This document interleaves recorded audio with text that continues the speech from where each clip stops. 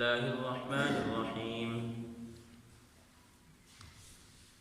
يا أيها الرسول لا يحزنك الذين يسارعون في الكفر من الذين قالوا آمنا بأفواههم ولم تؤمن قلوبهم ومن الذين هادوا سماعون للكذب سماعون لقوم آخرين لم يأتوك.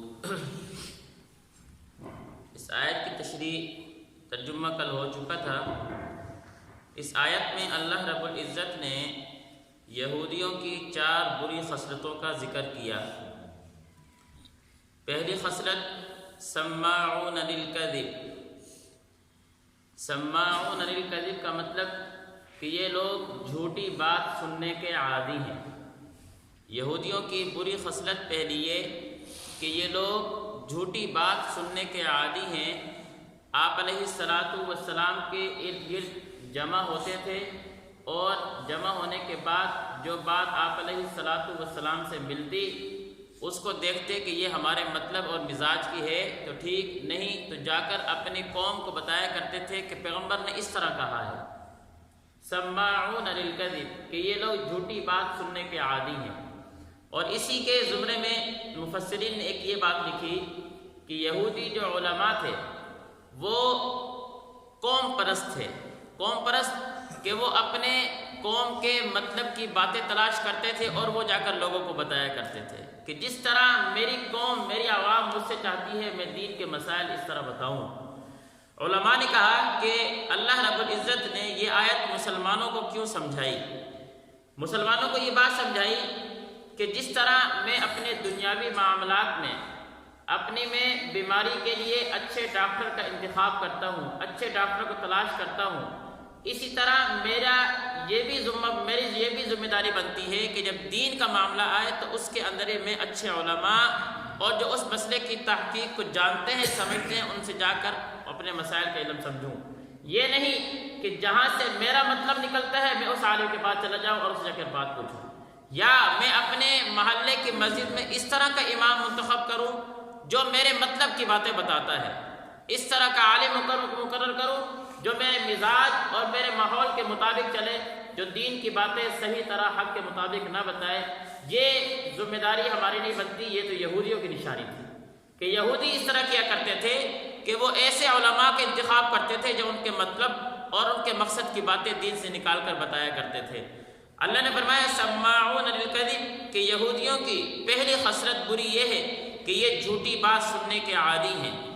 دوسری خصلت سماعون لقوم آخرین کہ ان کے دوسری جو بری خصلت ہے وہ جاسوسی, یہ جاسوسی کرتے ہیں. جاسوسی کس طرح؟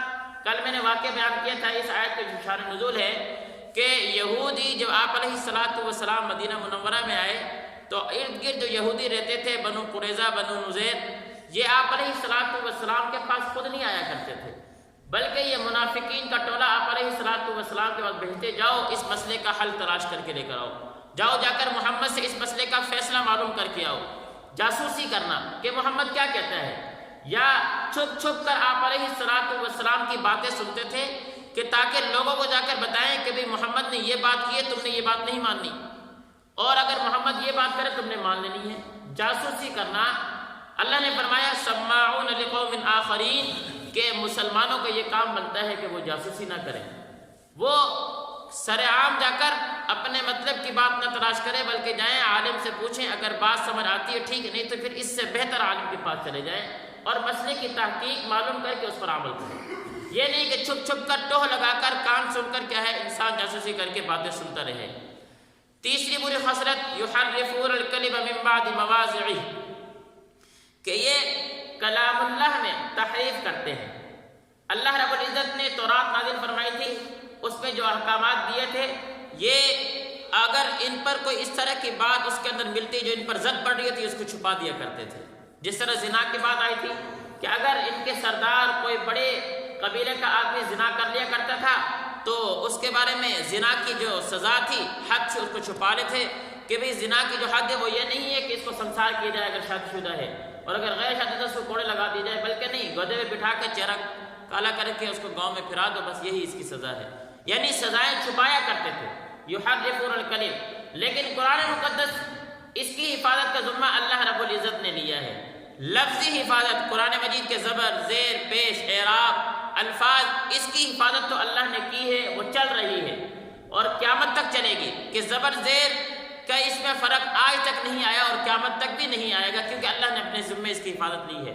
لیکن معنوی تحریف اپنے مطلب کا، اپنے مزاج کا معنی تلاش کرنا اور اپنے ارد گرد ماحول کے مطابق اس آیت کا مطلب نکال کر اس کے مطابق عمل کرنا، یہ چل رہا ہے، یہ معنوی تعریف ہے، یہ چل رہی ہے۔ ہر آدمی اپنے نفس کے کیا ہے، اس نفس کا اپنا مطلب نکالتا ہے، اس پر عمل کرتا ہے۔ اس سے کیا ہے، مسلمانوں کو منع کیا جا رہا ہے کہ یہ کام نہ کرو، کہ یہ تو یہودیوں کی بری خصلت تھی، وہ اپنا مطلب نکالتے اور اس کے مطابق عمل کیا کرتے تھے۔ مسلمان کا تو کام یہ ہے کہ قرآن مجید میں اللہ رب العزت نے جو حکم جس طرح دیا، علماء، محدثین، مفسرین نے جو اس کی تشریح کی ہے، اس کے مطابق وہ عمل کرے۔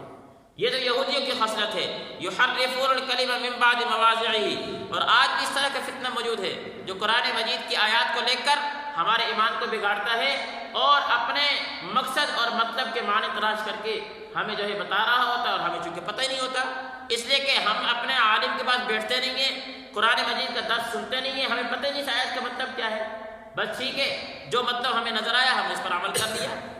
ایک مثال دیتا ہوں، حدیث میں آیا، آپ علیہ السلام نے فرمایا بھائی جب نماز پڑھو تو ہلکی نماز پڑھائے امام، مختصر نماز پڑھائے۔ اب اس کا ایک مطلب جو ہمارے کہنے میں طبقے میں چل رہا ہے وہ کیا ہے، بھائی ہل کے نماز پڑھو، فَلْيُخَفِّفِ الصَّلَاةَ، پر چاہیے کہ امام نماز پڑھائے ہلکی، مختصر، لیکن اس کا مطلب میں نے کیا نکالا، بھائی ہل کے نماز پڑھو۔ اب میں نماز میں ہل رہا ہوں، یہ میرا اپنا مطلب ہے، میں نے سمجھا نہیں، میں عالم کے پاس گیا نہیں، میں نے جا کر پوچھا نہیں بھائی اس کا مطلب کیا ہے۔ جیسے آپ مفتاح بتا رہے تھے، قرآن مجید میں آیا وَامْسَحُوا بِرُؤُوسِكُمْ وَأَرْجُلَكُمْ، کہ اپنے سر کا مسح کرو اور پاؤں کو دھو، لیکن بعض طبقہ اس طرح بھی نکلا، اس نے کہا وَامْسَحُوا بِرُؤُوسِكُمْ وَأَرْجُلِكُمْ، کہ سر کا مسح بھی کرو، پاؤں کو بھی مسح کرو۔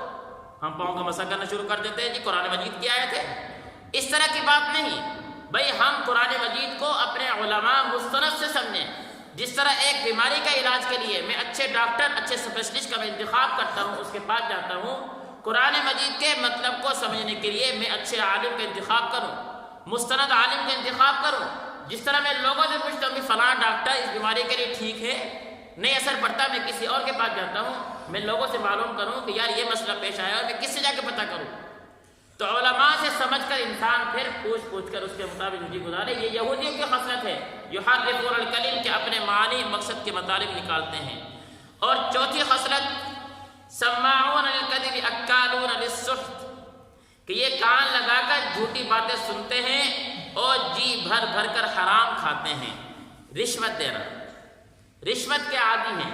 چوتھی بری خصلت یہودیوں کی کہ یہ رشوت دے کر اپنا کام نکالا کرتے تھے۔ اور حدیث میں کیا آیا، آپ علیہ السلام نے فرمایا رشوت لینے والا، رشوت دینے والا اور اس کی رہنمائی کرنے والا سارے کیا ہے، جہنم میں۔ اور ہم لیتے ہیں، ہم دیتے ہیں، کئی جگہ پر ہم یہ بھی کہتے ہیں کہ کام نہیں بنتا، حالانکہ رشوت کا معنی کیا ہے، رشوت کسے کہتے ہیں؟ ایک آدمی کی ذمہ داری ہے، اس کا اس چیز کا، اس کام کے لیے اس کا انتخاب ہوا ہے کہ یہ کام اس نے کرنا ہے اور اس کی ذمہ داری ہے۔ اب اگر وہ اس ذمہ داری کو پورا کرنے میں کسی سے کچھ لے رہا ہے، اس کو رشوت کہا جائے گا۔